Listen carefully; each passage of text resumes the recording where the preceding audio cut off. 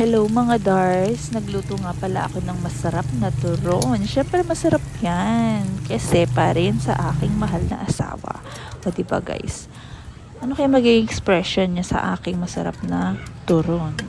Tignan natin mamaya guys. So ayan, tapos ko na yung iprito dyan. Tinatanggal ng mantika and then ayan, preparing na lang ako para matikman ng aking mahal na asawa ang aking masarap na turon. Syempre masarap talaga yan.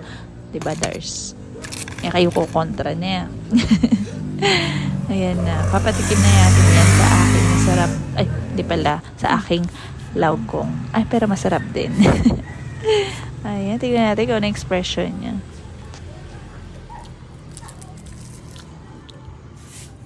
Yaman.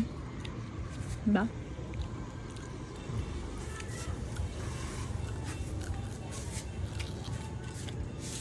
Ba, malaman.